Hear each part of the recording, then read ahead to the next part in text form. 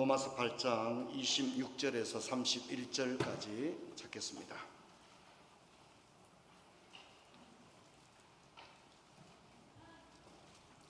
로마서 8장 26절에서 31절까지 제가 읽겠습니다. 이와 같이 성령도 우리의 연약함을 도우시나니 우리는 마땅히 기도할 바를 알지 못하나 오직 성령이 말할 수 없는 탄식으로 우리를 위하여 친히 간구하시느니라. 마음을 살피는 이가 성령의 생각을 아시나니 이는 성령이 하나님의 뜻대로 성도를 위하여 간구하심이니라. 28절부터는 같이 읽겠습니다. 우리가 알거니와 하나님을 사랑하는 자, 그의 뜻대로 부르심을 입은 자에게는 모든 것이 합력하여 선을 이루느니라. 하나님이 미리 아신 자들을 또한 그 아들의 형상을 본받게 하기 위하여 미리 정하셨으니 이는 그로 많은 형제 중에서 맏아들이 되게 하려 하심입니다. 또 미리 정하신 그들을 또한 부르시고 부르신 그들을 또한 의롭다 하시고 의롭다 하신 그들을 또한 영화롭게 하셨느니라. 그런즉 이 일에 대하여 우리가 무슨 말하리요? 만일 하나님이 우리를 위하시면 누가 우리를 대적하리요? 아멘. 성도 여러분, 긴 추석 명절의 시간들이었습니다. 원래는 여름과 더위도 굉장히 길었는데 이제 올해도 불과 80여일이 채 남지 않은 그런 가운데 있습니다. 또 40일 특별 새벽 기도회도 이번 주 수요일부터 진행이 되어집니다. 올해 남은 강단은 새가족이 교회에 처음 왔을 때 꼭 들어야 할 가장 기초적인 내용들을 여러분과 함께 살펴보고 있습니다. 오늘은 하나님께서 택하신 자들은 그 연약함에도 불구하고 결코 중도 탈락되지 아니하고 마침내는 하나님의 저 천국에 입성하게 된다고 하는 그런 내용, 오늘 설교 제목처럼 성도의 견인에 관하여 여러분과 함께 생각을 하고자 합니다. 여러분, 우리가 몇 주간 살펴본 대로 우리가 하나님을 믿고 나면 성령이 우리 안에 내주하시는데 우리가 성령을 따라 행하지를 못하고 성령을 따라 신앙생활하지 못하고 오히려 우리가 무엇을 따라 신앙생활을 한다고 했죠? 육신을 따라 신앙생활을 한다 그랬습니다. 그래서 이것은 여러분이 한번 이 싸움을 하셔야 됩니다. 야, 내가 언제까지 예수 믿는다 하면서 입술로는 하나님을 말하면서 실제 신앙생활은 육신이 하자는 대로 하는 거예요. 성경 말씀은 그냥 온데간데 없는 거예요. 육신의 요구를 따라, 죄의 본성을 따라 그렇게 신앙생활하면 하나님을 기쁘시게 할 수가 없는 거예요. 그래서 여러분, 이 싸움은 여러분이 반드시 여러분의 인생의 생애 가운데 그래, 내가 언제까지 이렇게 신앙생활을 할 수 없다. 내가 육신을 따르는 그리스도인이 아니라 성령을 따라 행하는 그런 그리스도인이 되어야 되겠다. 이런 결단을 가지고 여러분, 자기 자신을 십자가에 철저히 못 박고 예수가 내 안에서 살아나는 그런 신앙생활을 한번 할 수 있는 여러분 되기를 바랍니다. 여러분, 우리가 이제 신앙생활할 때 굉장히 어려움이 많습니다. 철로 역정을 보면 그 기독도가 크리스찬이 천국에 도달할 때까지 참 많은 어려움을 만납니다. 시험을 만나고 유혹을 만나고 온갖 어려움을 만나거든요. 이제 우리 이번에 우리 교회 이제 30주년 기념 우리 암나프로나 동반팀이 잘 다녀왔는데 얘기를 들어보니까 뭐 예상하지 못했던 많은 어려움도 나름대로 있더라고요. 비를 만나기도 하고 뭐 안개가 끼기도 하고 여러 가지가 있었다고 하더라고요. 이제 그 산행을 하시는 분들이 하는 말 중에 이런 말이 있습니다.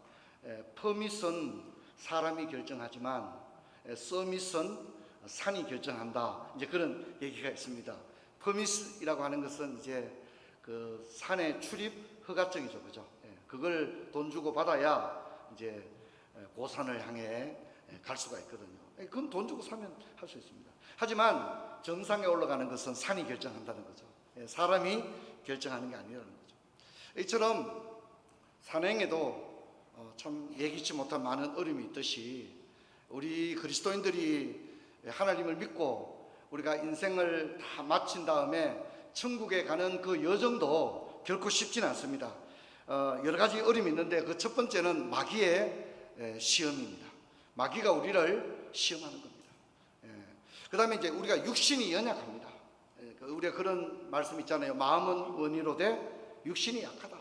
우리가 몰라서 행하지 못하는 게 아니죠. 다 알지만 지식적으로는 다 알아요. 그런데 육신이 약한 거예요. 그렇기 때문에 감당하지 못하는 어려움이 있습니다. 누가복음 22장 31로 32절 우리 같이 한번 읽어볼까요? 시몬아 시몬아 보라 사단이 너희를 밀가부르듯 하려고 요구하였으나 그러나 내가 너를 위하여 내 믿음이 떨어지지 않기를 기도하였노니 너는 돌이킨 후에 내 형제를 굳게 하라.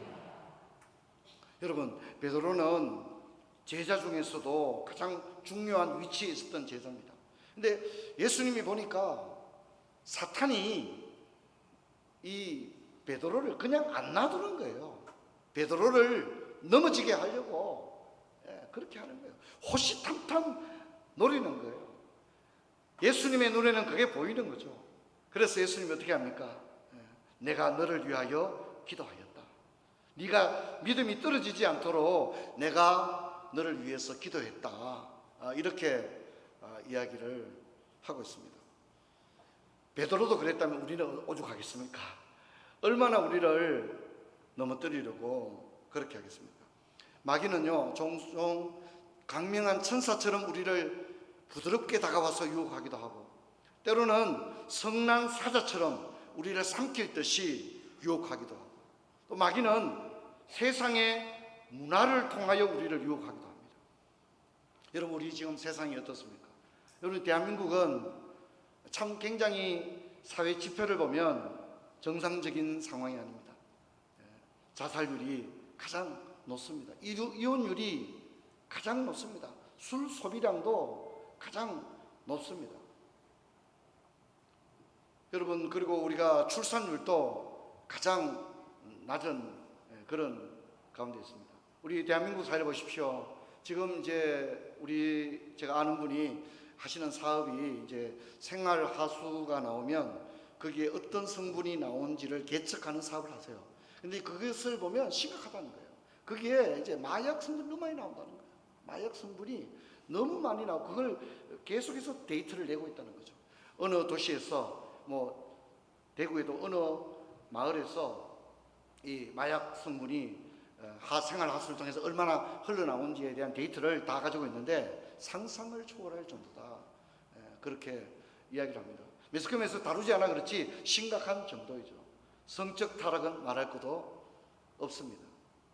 이게 우리의 모습입니다. 그래서 여러분, 우리는 이 악한 시대 가운데서 믿음으로 그리스도인이 믿음을 끝까지 지키고 살아가는 것 여러분 굉장히 어려운 일입니다. 보통 어려운 일이 아닙니다. 또 우리가 굉장히 연약한데 이렇게 마귀가 우리를 시험하고 유혹합니다. 세상 문화를 통해서도 유혹하고요. 근데 문제는 뭐냐면 밖으로는 마귀의 유혹, 문화적 유혹 이런 게 있는데 우리 안도 굉장히 약하다는 겁니다. 내면적으로도 굉장히 우리가 연약한데요. 성경 볼까요? 마태복음 13장 18절로 23절 우리 성경 같이 한번 읽겠습니다. 그런즉 씨 뿌리는 비유를 들으라. 아무나 천국 말씀을 듣고 깨닫지 못할 때에 악한 자가 와서 그 마음에 뿌려진 것을 빼앗나니 이는 곧 길가에 뿌려진 자요 돌밭에 뿌려졌다는 것은 말씀을 듣고 즉시 기쁨으로 받되 그 속에 뿌리가 없어 잠시 견디다가 말씀으로 말미암아 환난이나 박해가 일어날 때 곧 넘어지는 자요 가시떨기에 뿌려졌다는 것은 말씀을 들으나 세상의 염려와 재물의 유혹에 말씀이 막혀 결실하지 못하는 자요 좋은 땅에 뿌려졌다는 것은 말씀을 듣고 깨닫는 자니 결실하여 어떤 것은 100배 어떤 것은 60배 어떤 것은 30배가 되느니라 하시더라. 이 교회에 이렇게 와 있는데 말씀이 선포되면 이 살아있는 하나님의 말씀이 옥토에 떨어져서 그 말씀이 우리를 변화시켜야 되지 않습니까? 믿음은 들음에서 나며 들음은 그리스도의 말씀인데 다 같이 앉아 말씀을 들었는데 어떤 사람은 100배의 결실을 한다는 거죠. 말씀이 그 사람의 삶에 역사하는 거죠. 하지만 모두가 그런 건 아니라는 겁니다. 어떤 사람의 마음의 밭은 길가처럼 딱딱합니다. 길가에 씨가 뿌려졌는데 어떻게 뿌리를 내리겠습니까? 돌밭에 뿌려졌는데 어떻게 뿌리를 내리겠습니까? 가시던 불에 씨가 뿌려졌는데 어떻게 온전하게 성장하겠습니까? 그래서 잠시 말씀을 기쁨으로 받지만 환난이나 박해가 일어나면 넘어지고 또 세상의 염려와 재물의 유혹이 막혀서 결실을 하지 못합니다. 많은 똑같은 말씀이 선포되지만 어떤 사람은 그 말씀에 은혜를 받고 믿음으로 살아가지만 많은 경우에는 말씀을 악한 자가 빼앗아가 버리는 것입니다. 너무나도 안타까운 일이 아닐 수가 없습니다. 현대인의 심령이 그런 것입니다. 여러분 고린도전서 11장 13절 한번 볼까요? 같이 읽습니다. 내가 어렸을 때는 말하는 것이 고린도전서 11장 13절 제가 읽겠습니다. 내가 어렸을 때는 말하는 것이 어린아이 같고 깨닫는 것이 어린아이 같고 생각하는 것이 어린아이 같다가 장성한 사람이 되어서는 어린아이의 일을 버렸노라. 문제는 뭐냐면 영적으로 어리다는 겁니다. 어휴, 목사님 무슨 얘기합니까? 나 교회 벌써 한 20년째 다니는데요. 20년 다녀도 여전히 어린아이라는 것입니다. 영적으로 성장을 하지를 못하는 겁니다. 그래서 딱딱한 음식을 먹지 못하고 그렇게 되는 것입니다. 그래서 교회에서 어리기 때문에 신앙의 보호와 양육을 받으며 성장을 해야 되는데 그렇지를 못하다는 거죠. 성도 여러분, 우리 교회도 이제 양육 프로그램을 많이 진행하고 있는데 그저 10년, 20년 다니는 것만 그게 의미를 부여하지 마시고 우리 교육자들과 함께 성장반 또 제자반 이런 프로그램에서 함께 말씀을 연구도 하고 고민도 하고 또 목사님에게 또 질문도 하고 또 고민도 털어놓고 이렇게 하는 가운데 믿음이 많이 자랄 수가 있습니다. 여러분 이런 것들을 기억하시길 바랍니다. 여러분 우리가 이렇게 연약한 가운데 가장 심각한 것은 뭐가 문제냐면 죄의 심각함입니다. 죄가 우리를 하나님과 자꾸만 멀어지게 만들기 때문입니다. 그래서 죄를 아무렇지 않게나 짓는 사람은 하나님을 향해 나갈 수가 없습니다. 빛과 어두움이 공존할 수가 없어요. 죄는 하나님과 우리 사이에 담을 자꾸만 쌓는 겁니다. 교회를 다니면서도 죄 짓는 것을 아무렇지 않게 생각합니다. 여러분 그런 사람은 신앙이 성장할 수가 없어요. 왜냐하면 하나님과 그 사람 사이에 죄가 담을 만들고 있기 때문입니다. 근데 여러분 우리가 얼마나 죄를 많이 짓습니까?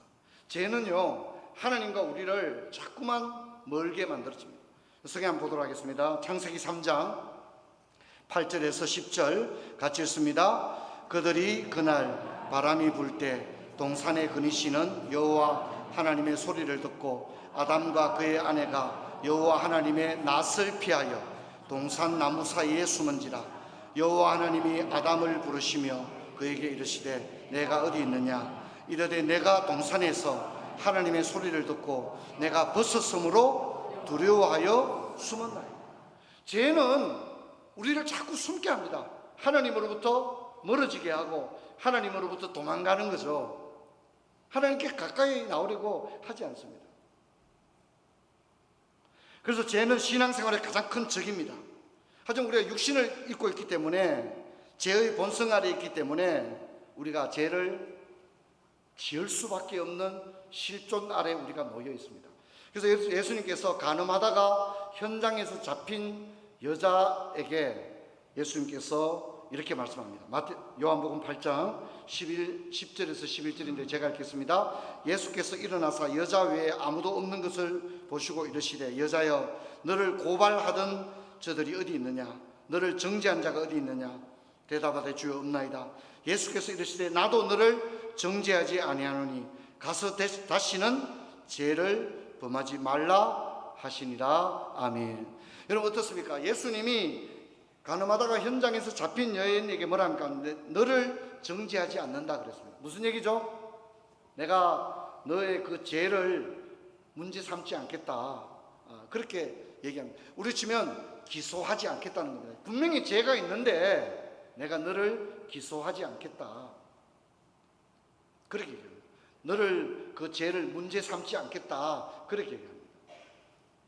예수님 뭐라 합니까? 죄 없는 자가 먼저 치라고 한 다음에 아무도 도를 들은 자가 없으니까 나도 너를 정죄치 않는다 그랬습니다. 여러분, 우리가 주님 앞에 오면, 그리고 우리의 잘못을 고백하면 주님은 정죄치 않습니다. 우리의 죄를 용서해 주시는 줄로 믿습니다. 자, 근데 여러분, 중요한 것은 여기서 끝나는 게 아닙니다. 자, 그러면 그냥 가라가 아니고 다시는 어떻게 하지 말라고요? 다시는 뭐 하지 말라고요? 다시는 죄를 짓지 말라고 분명히 이야기를 했습니다. 여러분, 이 여인은 예수님과 헤어지고 난 이후에 또다시 죄를 짓고 방탕한 삶을 살았을까요? 아니면 죄를 짓지 말라고 하신 예수님의 말씀을 따라 죄를 짓지 않기 위해서 몸부림치며 살아갔을까요? 여러분, 어떨 것 같습니까? 아무렇게 살지는 않았습니다. 왜요? 예수님이 다시는 죄를 짓지 말라고 했습니까? 하지만 이 여인이 다시는 죄를 전혀 안 지었다고 할 수는 없는 거죠. 왜냐하면 육신이 있기 때문에 죄를 지을 수밖에 없는 상황입니다. 우리 같이 한번 읽어보도록 하겠습니다. 우리 같이 읽습니다. 중생한 사람이라도 연약함으로 인해 날마다 죄를 짓는다. 믿음이 없어가 아닙니다. 믿음이 있습니다. 다윗도 믿음이 있었습니다. 하지만 심각한 죄를 짓습니다. 왜 그렇습니까? 믿음이 있는데 왜 그렇습니까? 바울도 마찬가지입니다. 믿음이 있습니다. 하지만 원하는 선은 행하지 아니하고 도리어 악을 행하였다. 그렇게 이야기합니다. 다윗은 뭐라 합니까? 하나님 아버지, 내 죄가 항상 내 앞에 있나이다 그랬습니다. 다윗이 하나님 말씀대로 살았지만 죄를 전혀 짓지 않았다는 말이 아닙니다. 죄를 지을 수밖에 없는 연약함이 있다는 것입니다. 여러분, 이것을 인정해야 합니다. 여러분, 한국에 이단으로 정제된 대표적인 이단 가운데 구원파라고 있습니다. 제3 거듭남의 비결, 여기가 다 구원파입니다. 침례교 계열에서 나온 구원파입니다. 그런데 가면 안 됩니다. 근데 이제 그분들이 얘기하는 것 가운데 이제 처음 하는 얘기가 있어요. 그분들이 무슨 얘기하냐면, 당신은 거듭난 날이 언제냐, 당신의 영적 생일이 언제냐, 이렇게 물으면 99.9%가 구원파입니다. 그 사람들 그런 얘기합니다. 우리는 보통, 여러분 언제예요? 여러분 거듭난 날 언제예요? 잘 모르죠. 그거 어떻게 합니까? 그죠? 근데 그 사람들은 잘 모른다 이러면 당신 거듭난 거 아니다. 생일도, 영적인 생일도 모르냐, 이런 식으로 딱 이제 끌고 들어가는 겁니다. 그리고 이제 그 사람들이 하는 얘기가 뭐냐면, 거듭난 사람은 다시는 죄를 짓지 않는다, 그렇게 말해요. 여러분, 구원받은 사람은 다시는 뭘 안 짓는다고요?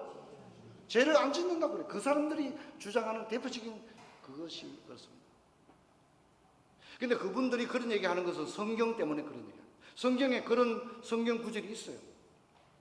대저 하나님께로 난 자마다 다시는 범죄치 아니하나니, 이런 말씀이 있어요. 예, 그런 성경 구절이 없는 건 아니에요. 근데 그 성경 구절은 다시는, 거듭난 자가 다시는 하나님께 죄를 짓지 않는다는 얘기는 배교의 불신의 죄를 짓지 않는다는 것이지 자범죄를 짓지 않는다는 말이 아니라는 걸 여러분 아셔야 됩니다. 굉장히 중요합니다. 성경을 한 구절만 가지고 편협되게 성경 해석을 하게 되면 그게 바로 이단으로 가는 거죠. 그래서 여러분, 요한 1서 1장 8절은 이렇게 이야기합니다. 만일 우리가 죄가 없다고 말하면 스스로 속이고 또한 진리가 우리 속에 있지 아니한다, 그렇게 이야기합니다. 여러분, 우리는 어떻습니까? 제가 아까 말씀드린 것처럼 우리는 밖으로는 마귀의 유혹이 있습니다. 그리고 안으로는 우리의 연약함이 있습니다. 말씀을 듣는데 자꾸만 그 말씀을 집중하지 못합니다. 또 영적으로 어린아이 상태를 벗어나지 못합니다. 그리고 또 우리가 연약한 까닭에 거듭난 신자라도 우리가 죄를 짓고, 어떤 경우에는요 심각한 죄를 짓습니다. 그리고 완전히 돌아올 수 없을 정도의 심각한 영적인 상태에 빠지기도 합니다. 이것이 우리의 모습입니다. 그래서 알미니안주의자들은 비록 택함을 받은 신자라도 이렇게 연약하기 때문에 구원에서 탈락할 수 있다, 이렇게 얘기합니다. 우리 알미니안주의의 글을 같이 한번 읽어볼까요? 참된, 시작. 참된 신자라도 게으름이나 무관심으로 은혜를 상실하여 탈락할 수 있다. 거듭나고 하나님이 예정한 사람도, 분명히 구원받은 사람도 연약하기 때문에 중도에 뭐 할 수 있다고요? 탈락할 수 있다. 그렇게 이야기합니다. 여러분, 우리가 어떻습니까? 실제로 보면 교회를 다니다가 중도에 신앙생활을 그만둔 사람도 있어요, 없어요? 있습니다. 그러니까 인간적으로 본다면 그 말이 맞게 느껴질 수도 있는 거죠.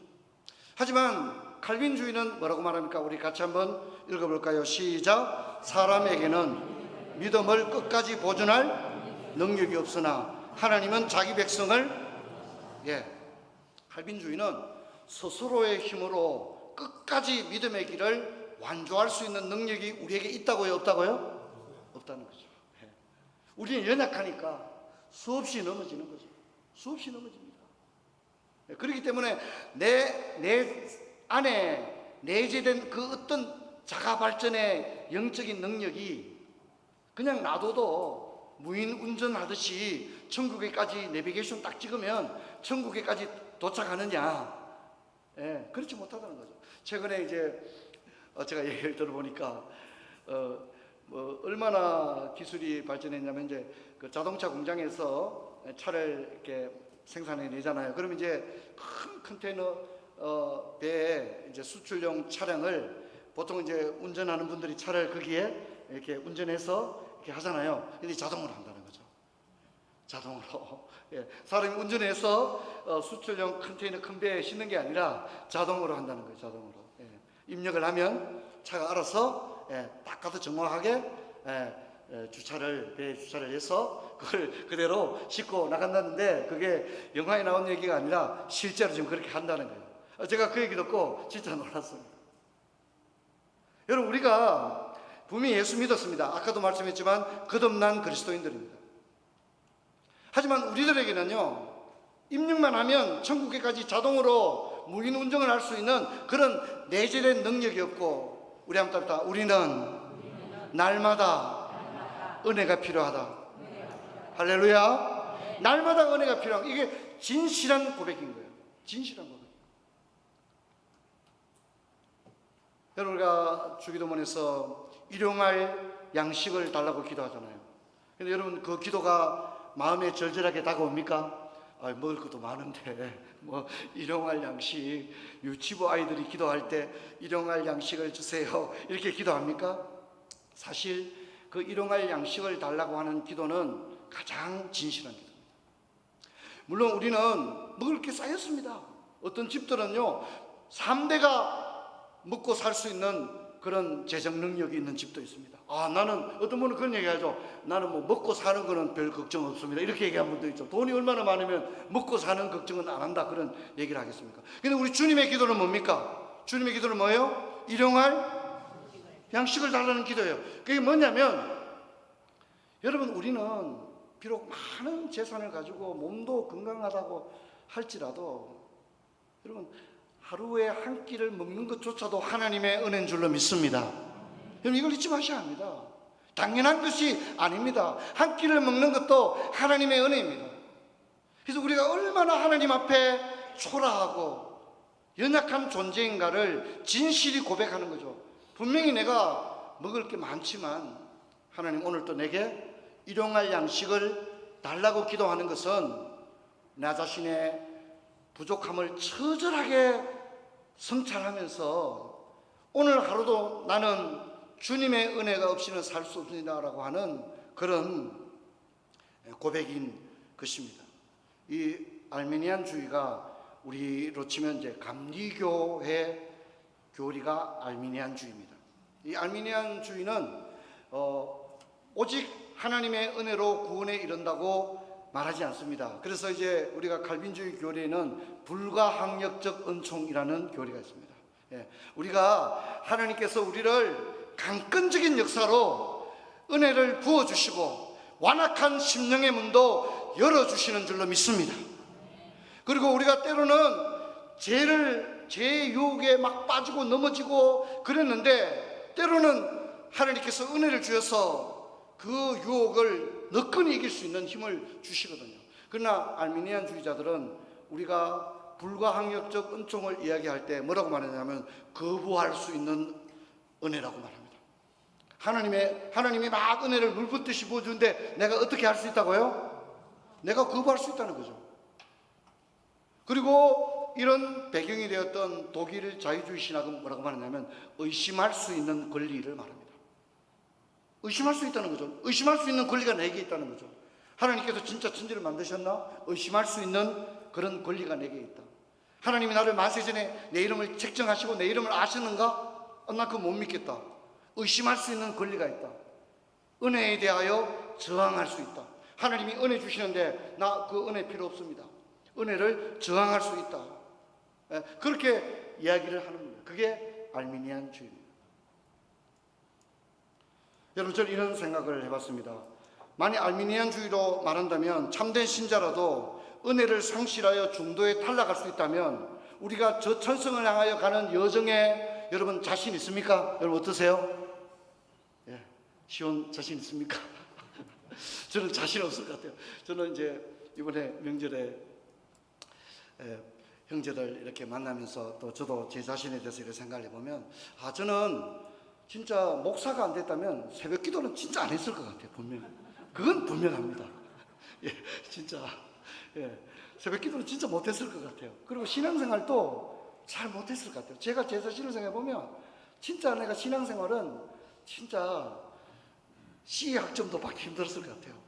하나님께서 저에게 어떤 영적인 장점들이 없는데 하나님께서 나를 목회자로 불러주셨다 이런 생각이 들고, 지금도 이렇게 늘 목회를 하면서 드는 생각은 뭐냐면 매주 하나님이 은혜를 안 주면 강단에 서서 말씀을 전가하고 성도들을 위해서 기도하고 이거 진짜 그냥 아예 불가능할 것 같아요. 하나님의 은혜가 없으면 제가 어떻게 교회를 개척해서 29년째 지금 이렇게 목회를 하고 있는지 진짜 어떻게 도저히 설명이 불가능한 게 아닌가 그런 생각을 합니다. 칼빈주의는 우리에게는 믿음을 보존할 능력이 없지만 하나님이 우리를 결코 포기하지 않는 줄로 믿습니다. 하나님이 우리를 포기하지 않습니다. 이걸 성도의 견인이라고 합니다. 우리 한번 답시다. 견인의 은혜. 우리 한번 거기다 합시다. 견인의 은혜. 이제 우리 성도님들이 기독교 교리를 잘 모르지만 오늘 이 말씀 꼭 기억하라고 제가 이렇게 말씀드리고 싶어요. 나도 신앙생활을 돌아보니까 내게 견인의 은혜가 있었던 것 같아요. 그저 그냥 내버려 뒀다면 아마 나는 실족해서 넘어졌을 거야. 진짜 알미니안주의자들이 말하는 것처럼 나는 중도에 탈락을 해도 한 12번 더 했을 거야. 그렇게 아마 고백할 수밖에 없을 겁니다. 그런데 내가 오늘 여기까지, 이 자리까지 시험도 있었고 유혹도 있었고 때로는 참 신앙의 위기도 많이 만났는데 내가 여기까지 온 것은 하나님께서 나를 어떻게 해요? 포기하지 않고 붙들어 주셨기 때문이다. 할렐루야. 한번 답다. 견인의 은혜. 이 견인이란 말은 차를 견인해 가는 게 아닙니다. 이 견인이란 말은 견디고 인내한다는 뜻입니다. 아까 말했죠. 밖으로는 마귀의 유혹과 안으로는 나의 이 연약함, 특히 제 가운데 살아갈 수밖에 없는, 우리 아까도 말씀했지만 성령을 따라가야 되는데 육신을 따라가는 그런 내 모습, 주님께서 우리를 붙드십니다. 우리는 날마다 실패합니다. 때로는 심각한 상태에 빠집니다. 야, 내 진짜 믿음이 있나? 야, 나 진짜 크리스찬 맞나? 그렇게 생각될 정도로 심각한 상황에 빠지기도 합니다. 하지만 하나님은 자기 백성을 버리지 아니하시고 그분의 강한 손과 펴신 팔로 보존하십니다. 나는 약하지만 그분은 신실하고 그분의 강한 손이 연약한 나를 장중에 붙들고 있음을 고백하는 게 우리 한번 답시다. 견인의 은혜. 이것이 견인의 은혜인 것입니다. 저도 이제 아이들 3남매를 키우면서 제가 이제 가장 자신 없는 게 자식입니다. 자식들. 야, 자녀들이 신앙생활 잘해야 되는데 이게 걱정이 된단 말이에요. 특히 이제 아이들이 장성해서 부모를 떠나 있으니까 진짜 걱정이 되는 거예요. 근데 이제 제가 오늘 이 말씀 보면서 생각하는 것은 하나님께서 우리 자녀들에게도 견인의 은혜를 주실 줄로 믿습니다. 우리 아이들도 연약하지만 결코 버리지 아니하시고, 야, 우리 막내는 주님을 떠났다가 안 돌아올 것 같아. 근데 그렇지 않아요. 주님을 떠나 있어요, 분명히. 그리고 심각한 상황이 있어요. 말도 이상한 소리 해요. 하지만 하나님께서 포기하지 아니하시고 마침내 하나님의 그 믿음으로 보존하시고 회복하시길 줄로 믿습니다. 여러분, 그 믿음을 가져야 됩니다. 여러분, 요한복음 10장 26, 29절 같이 읽습니다. 너희가 내 양이 아니므로 믿지 아니하는도다. 내 양은 내 음성을 들으며 나는 그들을 알며 그들은 나를 따르느니라. 내가 그들에게 영생을 주노니 영원히 멸망하지 아니할 것이요 또 그들을 내 손에서 빼앗을 자가 없느니라. 그들을 주신 내 아버지는 만물보다 크시며 아무도 아버지 손에서 빼앗을 수 없다. 로마서 8장 28절 우리 아까 읽었죠? 우리 같이 읽겠습니다. 우리가 알거니와 하나님을 사랑한 자고 그 뜻대로 부르심을 입은 자에게는 모든 것이 합력하여 설립니다. 그래서 우리를 예정하신 성부의 작정은 변경되거나 폐기되지 않습니다. 하나님의 부르심에는 후회하심이 없는 것입니다. 또한 십자가에서 우리를 위해 피 흘려 주신 그 주님의 속죄의 은혜는 실패하지 않습니다. 주님이 우리를 위해 피 흘렸는데 우리가 믿음에서 떠난다, 그렇게 되지 않습니다. 또한 우리를 인치신 성령님은 구원의 보증이 되십니다. 이처럼 성부, 성자, 성령 삼위일체 하나님의 우리 구원에 관한 역사가 우리 가운데 작동되는 겁니다. 성도 여러분, 수많은 방해물과 적들이 있습니다. 마귀의 시험이 있습니다. 죄의 유혹이 있습니다. 육신의 연약함이 있습니다. 그러므로 거듭난 신자라도 죄의 유혹을 피할 수 없습니다. 스스로 힘으로는 구원에 이를 수 없습니다. 이렇게 보면 우리는 정말 연약합니다. 실패하고 넘어집니다. 하지만 우리의 연약함만 생각하면 앞으로 나갈 수 없습니다. 하지만 분명히 우리는 연약합니다. 지금도 연약합니다. 하지만 우리의 연약함과는 비교할 수 없는 그분의 신실하심과 그분의 크신 은혜를 바라볼 수 있기를 축원합니다. 그래서 바울은 이 사실을 깨달았을 때 이렇게 고백을 하는 겁니다. 이 세상 어떤 것도 나를 그리스도의 사랑에서 끊어놓을 수 없습니다. 수많은 것들이 나를 넘어뜨리려 하지만 그 무엇도 나와 하나님의 사랑에서, 나와 그리스도에게서 끊어놓을 수 없습니다. 그렇게 이야기합니다. 사랑하는 성도 여러분, 인생의 시간을 돌아보면 내 힘으로 여기까지 온 게 아니라 내가 연약할 때, 내가 쩔뚝거릴 때, 내가 앞을 보지 못하고 듣지 못할 때 주님이 나를 붙들고 여기까지 인도해 주신 줄로 믿습니다. 여러분, 앞으로도 그럴 것입니다. 여러분, 성경 하나만 더 읽겠습니다. 고린도후서 4장 8절로 9절 같이 읽습니다. 우리가 사방으로 우겨쌈을 당하여도 쌓이지 아니하며 답답한 일을 당하여도 낙심하지 아니하며 박해를 받아도 버림받지 아니하며 거꾸로 들림을 당하여도 망하지 아니하며. 사도가 그렇게 보여요. 사도에게도 수많은 고난과 박해가 있었는데 넘어지지 않았다는 거죠. 그것은 사도가 자신의 힘이 강했기 때문이 아니었다는 겁니다. 하나님께서 나와 함께 하셨다, 견인의 은혜였다 고백합니다. 악한 시대를 살아갑니다. 안팎으로 우리를 넘어뜨리려고 합니다.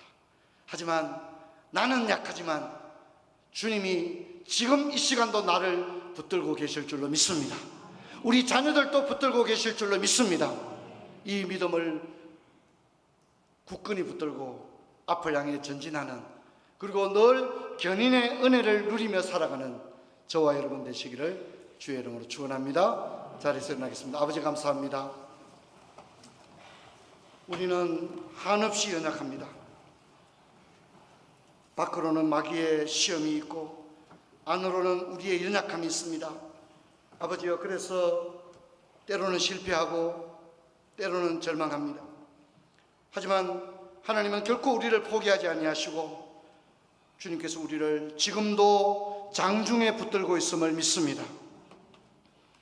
천국에 이르는 그 시간까지 주님 나와 함께 하심을 믿습니다. 우리 자녀들도 아버지께서 버리지 않으시고 함께 하시는 줄로 믿습니다. 견인의 은혜를 누리면서 믿음으로 좌로나 우로나 치우침 없이 걸어가는 부초의 모든 성도들 되게 하여 주옵소서. 주 예수 그리스도 이름으로 기도하옵나이다. 아멘.